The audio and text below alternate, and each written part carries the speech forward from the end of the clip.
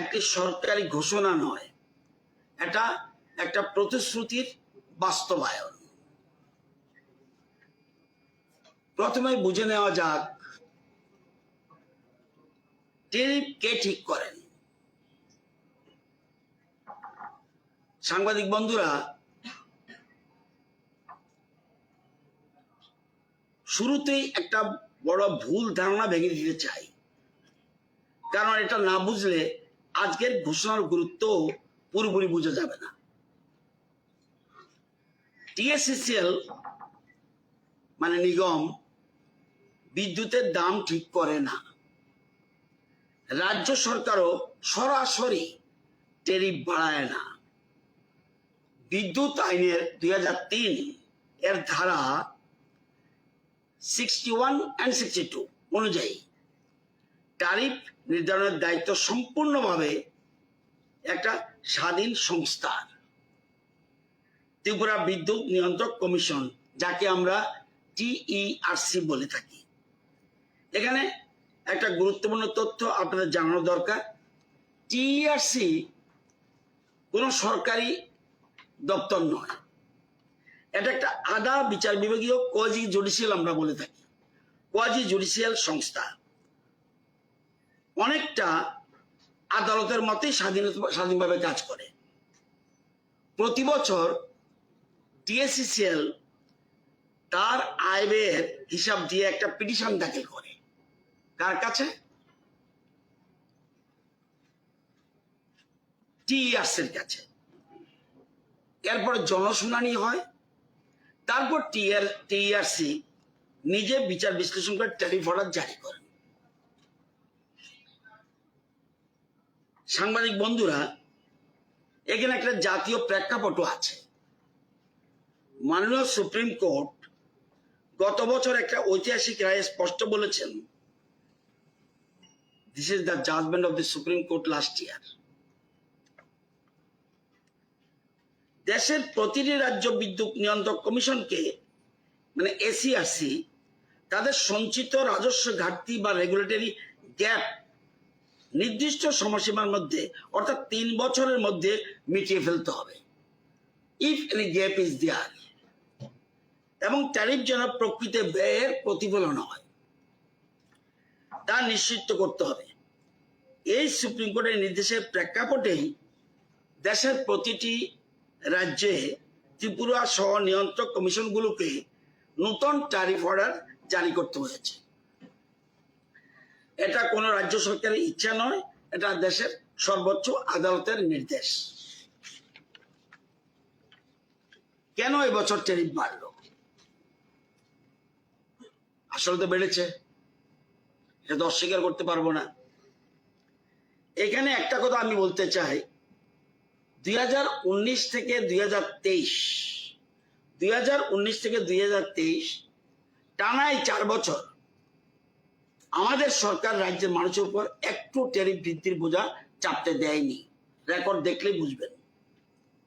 এই দীর্ঘ সময় ধরে আমরা গ্রাহকদের সুরক্ষা দিয়ে এসেছি, যদিও তখনও ব্যয় বেড়েছে, কিন্তু একটা সময় পর আন্তর্জাতিক পরিস্থিতিতে অর্থাৎ গ্যাসের দাম বৃদ্ধি এবং সুপ্রিম কোর্টের নির্দেশ, দেশের আন্তর্জাতিক বাজারে গ্যাসের দামের বৃদ্ধি এবং সুপ্রিম কোর্টের নির্দেশ, দুইয়ের চাপে এবছর নিয়ন্ত্রক কমিশন ট্যারিফ সংশোধন করতে গিয়েছে। এবার ইতিহাস আরেকটা হলো আজ। আমি আপনাদের সামনে বন্ধুরা একটা তথ্য দিতে চাই, কারণ তথ্যের চেয়ে বড় সত্য আর কিছু নয়। আজ আপনাদের দেখাতে চাই বামফ্রন্টের শেষ 8 বছর আর আমাদের বিজেপি সরকারের 8 বছর। এই দুটো চিত্র পাশাপাশি রাখলে ঠিক কি দেখা যায়? 8 বছর 8 বছর। বামফ্রন্ট আমলে ট্যারিফ বৃদ্ধির চিত্র, এই যে কপিটা আমি এটা আপনাদেরকে দেব। 10-11-তে ট্যারিফ বৃদ্ধি হয়েছে 62%। 12-13-তে 7.75%, 13-14-তে 40.45%, 14-15-তে 5.83%। এটা যোগ করলে 10-11 থেকে 17-18 এই যে 8 বছর ট্যারিফ বৃদ্ধি হয়েছে 116 অর্থাৎ 116.03%। অর্থাৎ বিদ্যুতের দাম কার্যত দ্বিগুণ হয়ে গিয়েছিল। আর আমাদের আমলে 18 থেকে 26-27 মানে এবছর এই 8 বছরে মোট বৃদ্ধি হয়েছে 40.42%। বামফ্রন্টের তুলনায় 2.5 ভাগেরও কম। আর 2020-21 সালে তো ট্যারিফ বাড়েনি, পুরো রেকর্ড দেবেন ইতিহাস, এই জন্য বলছে ইতিহাস এবং আজ, বরং রিবেট দিয়ে 2.34% কমানো হয়েছিল, যা রাজ্যের বিদ্যুৎ ইতিহাসে একটা বিরল ঘটনা।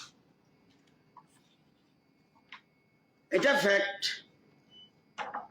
বামেদের আমলেও 10-11 সালে আন্তর্জাতিক বাজারে গ্যাসের ক্রয় মূল্য বৃদ্ধি হয়েছিল 179%।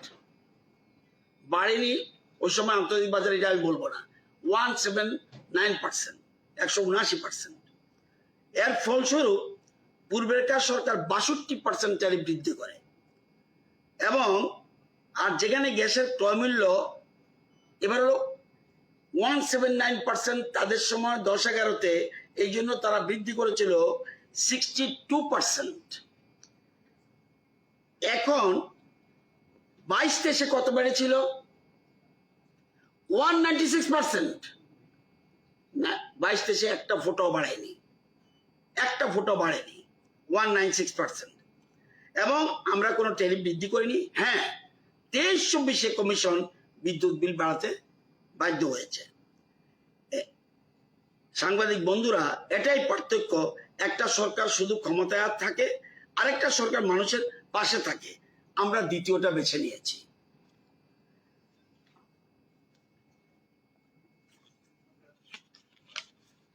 পুরনো কিছু রেকর্ড দেখিয়ে দিই। 10-11 যেটা বলছিলাম, 62% বিদ্যুৎ মাশুল বৃদ্ধি। 10-11 দৈনিক সংবাদ, সংগম থেকে আরম্ভ করে অনেকগুলি বিদ্যুৎ মাশুল বৃদ্ধির প্রস্তাব বিরোধিতায় যুব কংগ্রেস।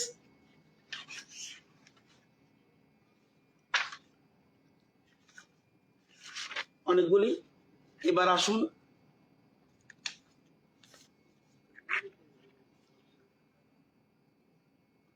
স্বয়ং মিনিস্টার বলছে, আমার মতো উনিও মিনিস্টার ছিলেন, অতিরিক্ত 22 কোটি টাকার ভর্তুকি দিচ্ছে রাজ্য। আমি তো এখানে 62% দেখেছি, এটা ডেলি দেশের কথা, বলছে 64% বাড়িয়েছে। আমি বরঞ্চ আমার হিসাবে দেখেছি 62%। তাদের নিজের দলীয় পত্রিকায় বলছে 64% বৃদ্ধি হয়েছে, 64% বৃদ্ধি হয়েছে। বলছে অতিরিক্ত 22 কোটি টাকার ভর্তুকি দিচ্ছে। এটা একটু মনে রাখবেন, অতিরিক্ত 22 কোটি টাকার ভর্তুকি দিচ্ছে রাজ্য। উনি আবার বলছেন ডেলি দেশের কথা, প্রাকৃতিক গ্যাসের দাম কমিয়ে দিক, রাজ্য বিদ্যুতের বর্ধিত মূল্য কমিয়ে দেবে। এখন কি বিদ্যুতের আন্তর্জাতিক বাজারে গ্যাসের দাম কমেছে? কমেনি, বরঞ্চ বৃদ্ধি হয়েছে। শুধু এটা নয়,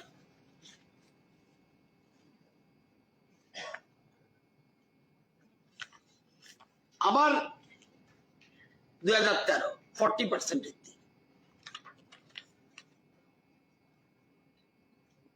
এটা তো বলছে মন্ত্রী নিজে বলছে। কাদেরকে উৎসাহিত করতে আমি জানি না। বিদ্যুৎ চুরি বন্ধ অসম্ভব, বাড়ানো হবে মাশুল।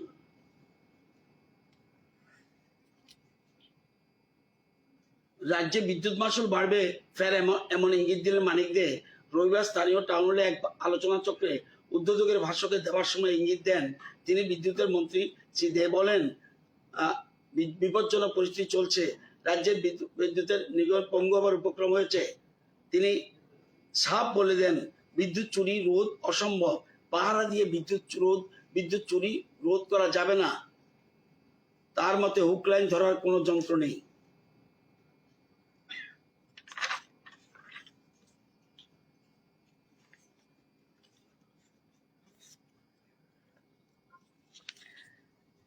এটা আমি দুইটা উদাহরণ দিলাম।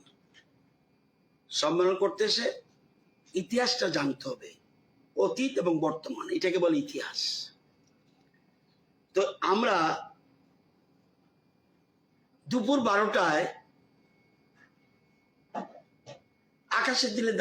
আকাশের দিকে তাকালে দেখা যাবে সূর্য আছে। রাত 12টায় আকাশের দিকে তাকালে দেখা যাবে সূর্য নেই। তার মানে কি সূর্য নেই? এই সত্যটা বুঝতে হবে। দিনের বেলা আকাশের দিকে তাকান, সূর্য দেখা যাবে। রাতের বেলা আকাশের দিকে তাকান দুপুর 12টায়, রাত 12টায়, সূর্য দেখা যাবে না। তার মানে কি সূর্য নেই? সূর্য আছে। এই সত্যটা বুঝতে হবে।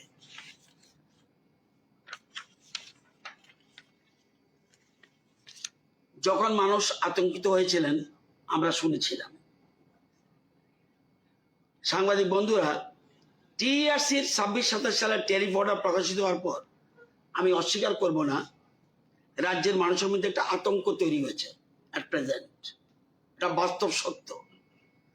বিশেষ করে স্থায়ী মাসুলের, ফিক্সড চার্জের অংশ কোনো একটা দুই একটা পত্রিকা আমি দেখেছি খুব সুন্দর করে এক্সপ্লেন করেছে। ফিক্সড চার্জ ব্যাপারটা অস্বাভাবিকভাবে বেড়ে যাওয়ায় বহু পরিবার, বহু ছোট দোকানদার, বহু কৃষক উদ্বিগ্ন হয়ে পড়েছিলেন। আমরা সেই উদ্যোগ, সেই ফোন কল, সেই চিঠি সব পেয়েছি। আজ আমি এই সবাই খোলাখুলি স্বীকার করছি, সরকার মানুষের এই কষ্ট বুঝেছে। ফিক্সড চার্জ এই অস্বাভাবিক বৃদ্ধি আমরা অনুভব করেছি। আমরা সাইলেন্ট স্পেক্টাটর হয়ে বসে থাকিনি। আর এই উপলব্ধি থেকেই আমরা সিদ্ধান্ত নিয়েছি এই বাড়তি বোঝা আমরা রাজ্যের মানুষের কাঁধে থাকতে দেব না। আমরা এই বোঝা তুলে নেব সরকারের নিজের কাঁধে। সত্যি বলতে আমরা এই বেদনার কথা অনেক আগেই বুঝেছিলাম। আমরা আগের বেশ কয়েকটি সাক্ষাৎকারে, কয়েকটি জনসভায় আমি ইঙ্গিত দিয়েছিলাম সরকার একটা স্বস্তির পদক্ষেপ নিয়ে কাজ করছে। কিন্তু এ ধরনের একটা বড় আর্থিক সিদ্ধান্তের পেছনে অনেক কাগজপত্র, অনেক হিসাব নিকেশ, অনেক আইনি প্রক্রিয়া থাকে এবং সেই কাজ সম্পন্ন করতে কিছুটা সময় লেগেছে। কিন্তু আজ আমি গর্বের সঙ্গে বলতে পারি সে কাজ সম্পূর্ণ হয়েছে। একটা কথা মনে রাখতে হবে, রাজনীতি করতে হলে আদর্শবাদী ও বাস্তববাদী হতে হবে। শুধু আদর্শবাদী হলে হবে না, আদর্শবাদী ও বাস্তববাদী হতে হবে। পলিটিক্যাল এক্সপেরিয়েন্সিও থাকতে হবে, অর্থাৎ রাজনৈতিক ঔচিত্য থাকতে হবে, লাইন অফ অ্যাকশন থাকতে হবে, অর্থাৎ অনেক চিন্তা করে সিদ্ধান্ত নিতে হবে, অর্থাৎ যথাসময়ে সঠিক পদক্ষেপ। এটাই হলো পলিটিক্যাল এক্সপেরিয়েন্সি। আমি ইচ্ছা করলে ছুট করে সিদ্ধান্ত নেব, এটা হতে পারে না। কতগুলি নিয়ম কানুন রয়েছে। আজকে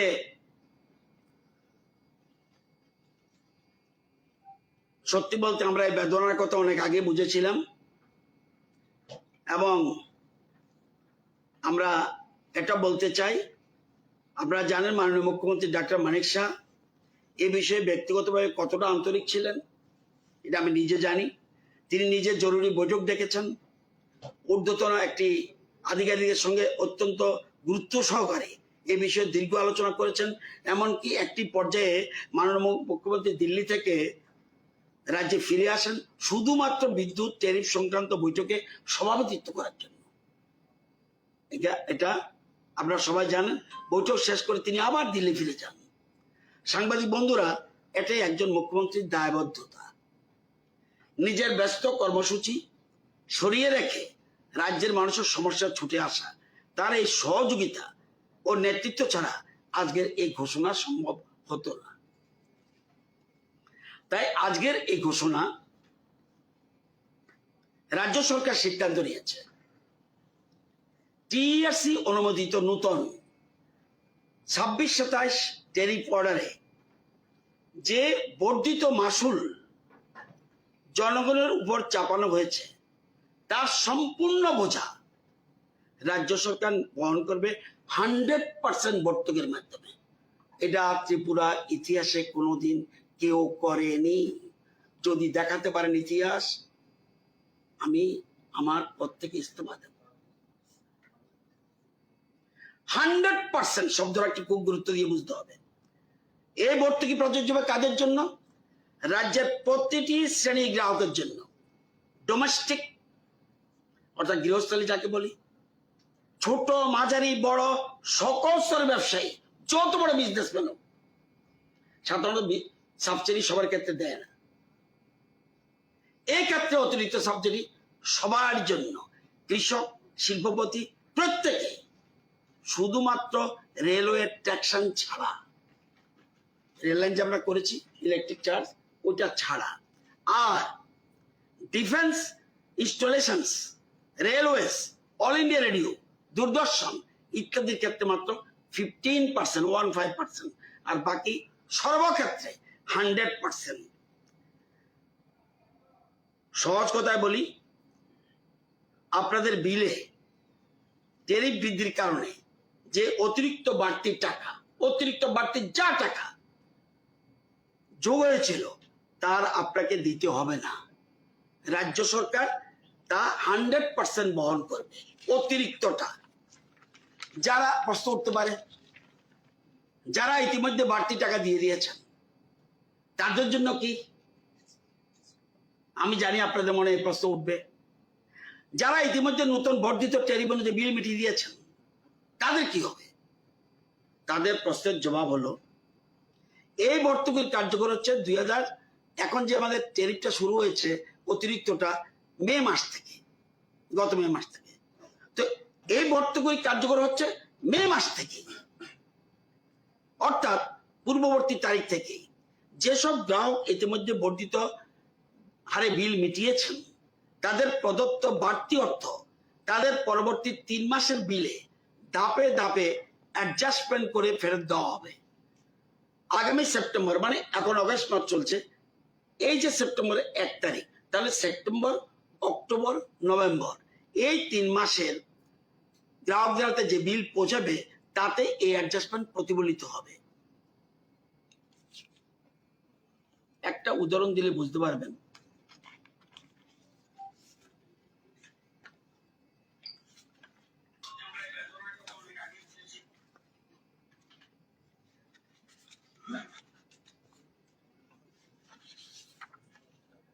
একটা বিল দেখবেন, এই বিলের মধ্যে কোথাও একটা জায়গাতে সাবসিডি আছে, কোথাও একটা জায়গায় সাবসিডি আছে। প্রতি বিলে সাবসিডি থাকে। সে শুরু থেকেই, যেমন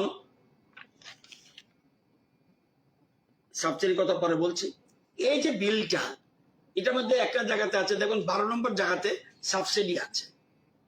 তার মানে যেমন এই লোকটা সাবসিডি কত পেয়েছে? 79 টাকা 92 পয়সা। এবার 3টা জায়গায় সাবসিডি থাকবে। কথাটা একটা দেখা যাবে সাবসিডি, মানে বর্তমানে সাবসিডি যেটা চালু আছে, সরকার এখন সাবসিডি দিচ্ছে। তাও এটা বলে রাখি আপনাদের, সরকার, ত্রিপুরা বর্তমান সরকার সাবসিডি দিচ্ছে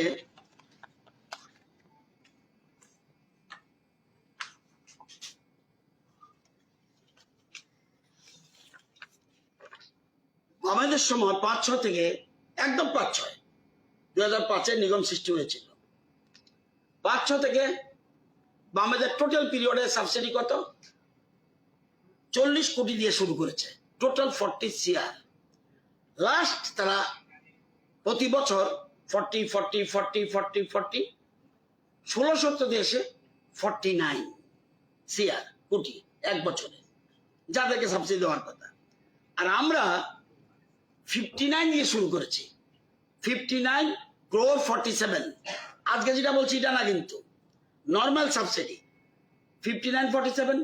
2023-24-এ 63 কোটি 91 লক্ষ, 24-25-এ 68 কোটি 3 লক্ষ, 25-26-এ 72 কোটি 43 লক্ষ, লাস্ট 26-27 যে বর্তমানে 77 কোটি 57 লক্ষ। তার মানে সাবসিডি এখনো পাচ্ছে। তাহলে এই যেটাই বলছিলাম, ওই যে বলতে পারেন এই কিভাবে অ্যাডজাস্ট করবেন। এই যে সাবসিডি একটা জায়গা আছে, সেপ্টেম্বরে বিলে দেখবেন 3 জায়গায় সাবসিডি থাকবে। এক, নর্মাল সাবসিডি যেটা দীর্ঘদিন ধরে চলে আসছে। দ্বিতীয় জায়গা থাকবে এডিশনাল সাবসিডি। এবার হলো আরেকটা সাবসিডি থাকবে এরিয়া সাবসিডি, ওই যে বলবো 3 মাসে মিলাবে। তাহলে ধরুন এই লোকটাকে দেব, নর্মাল সাবসিডি পাবে 79 টাকা 92 পয়সা, এডিশনাল সাবসিডি পাবে 162 টাকা, এরিয়া সাবসিডি পাবে আবার 162 টাকা। অর্থাৎ 3 মাসে ক্লিয়ার হয়ে যাবে। তার মানে সেপ্টেম্বর মাসে একটা শেষ হবে, অক্টোবর মাসে আরেকটা শেষ হবে, নভেম্বর মাসে আরেকটা, তো ডিসেম্বর মাসে গিয়ে আবার নর্মাল ওই 2016 এপ্রিল মাসে যা ছিল সে জায়গায় চলে যাবে। এটা বোঝানোর জন্য বলছি। তো এটা অ্যাডজাস্টমেন্টের চোখে পড়ে যাবে আপনাদের। বন্ধুরা, আমরা কিন্তু চোখ বন্ধ করে বসে থাকিনি। খবরে কাগজের পাতায়, সোশ্যাল মিডিয়ায়, প্রতিটি পোস্টে রাজ্যের মানুষের যন্ত্রণা আমরা পড়েছি, দেখেছি, অনুভব করেছি। আমার এখনো মনে আছে একটি খবরে দেখেছিলাম, মনে রাখবেন 3টার সময় ফোন করলো, আমি ধরি ফোন, রাগ হই বাট ধরি ফোন। একটা খবরে দেখেছিলাম একটা রিক্সা চালক ভাই বিদ্যুৎ বিল হাতে কাউন্টারে দাঁড়িয়ে, আর তার চোখ দুটো ভেজা। এই ছবিটা আমরা ভুলতে পারিনি। আপনারা জানেন রাজনীতিতে এসেছে অনেক ছোট বয়স থেকে, রাস্তায় হেঁটে মানুষের পাশে থেকে। তাই জনগণের নারী স্পন্দন বুঝি, নতুবা এত বছর রাজনীতি করতে পারতাম না। অল্পতে বুঝে ফেলি what is the sentiment of the people. আজ এই সভা থেকে কথা দিচ্ছি, আপনারা যে বিশ্বাস, যে জনমত নিয়ে আমাদেরকে এই দায়িত্বে বসিয়েছেন, সেই বিশ্বাসের সঙ্গে কোনো অন্যতা হতে দেব না, ফলাফল যাই হোক। মাসের শেষে হিসাব কষে যারা বিদ্যুৎ বিল মেটান, যে কৃষক সেচের পাম্প চালানোর খরচ নিয়ে চিন্তিত থাকেন, যে ছোট দোকানদার প্রতি মাসে সংসারের হিসাব মেলাতে হিমশিম খান, তাদের প্রত্যেকের হাতে সেপ্টেম্বরে বিলে থাকবে একটা স্বস্তির বার্তা। এটাই এই সরকারের প্রতিশ্রুতি এবং আর এটাই তার বাস্তবায়ন। তাই আজকে শেষ কথা হলো, সাংবাদিক বন্ধুরা, রাজনীতি অনেক প্রতিশ্রুতি হয়, অনেক ঘোষণা হয়, কিন্তু আজকের এই ঘোষণা একটু আলাদা। এটা একটা সিদ্ধান্ত যা আজ থেকেই কার্যকর এবং যার সুফল আপনারা সামনের মাসে নিজেদের বিলে দেখতে পাবেন। রাজ্যের ইতিহাসে এই প্রথম কোন সরকার, একটি সরকার তার গ্রাহকদের 100% অর্থাৎ অতিরিক্ত সম্পূর্ণ বোঝা নিজের কাঁধে তুলে নিল। এটা কোনো সাধারণ প্রশাসনিক সিদ্ধান্ত নয়, এটা একটা বার্তা। এই সরকার সংখ্যার সরকার নয়, এই সরকার মানুষের সরকার। মাননীয় প্রধানমন্ত্রী শ্রী নরেন্দ্র মোদীজি সবকা সাথ সবকা বিকাশ এই মন্ত্রকে সামনে রেখে মাননীয় মুখ্যমন্ত্রী ডক্টর মানিক শাহের নেতৃত্বে গতকাল রাজ্য মন্ত্রিসভায়, এটা আমি ইচ্ছা করলেও পারি না, রাজ্য মন্ত্রিসভায় অতিরিক্ত বর্ধিত মাসুলের 100% সাবসিডি দেওয়ার সিদ্ধান্ত গ্রহণ করা হয়েছে। এই জন্য সরকারের তহবিল থেকে 77,57 লক্ষ টাকা ভর্তুকি ছাড়াও এই আরো অতিরিক্ত 117,13 লক্ষ টাকা ব্যয় হবে। এটা ত্রিপুরা রাজ্যের ইতিহাসে এই প্রথম 100% ভর্তুকি কোন ভারতবর্ষের কোন সরকার দিয়েছে বলে আমার অন্তত জানা নাই। এবং 77.57 প্লাস 117.13 অর্থাৎ টোটাল ভর্তুকি রাজ্যে এই বছর যাচ্ছে 194,70 লক্ষ। এবং সাংবাদিক বন্ধুরা, আমরা আপনাদের মাধ্যমে রাজ্যের প্রতিটি করে একটাই বার্তা পৌঁছে দিতে চাই। আপনাদের কষ্ট আমরা শুনেছি, আপনাদের যন্ত্রণা আমরা বুঝেছি। আজ আমরা তার জবাব দিলাম, কথায় নয় সিদ্ধান্তে। সবাইকে ধন্যবাদ। আজকে আর কিছু বলবো না। বাকি কথা 27 তারিখ বিধানসভা আছে, সেখানে বাকি কথা হবে। সেই জন্য আমরা জবাবদিহি দেওয়ার জন্য সবসময় প্রস্তুত আছি। সবাইকে ধন্যবাদ।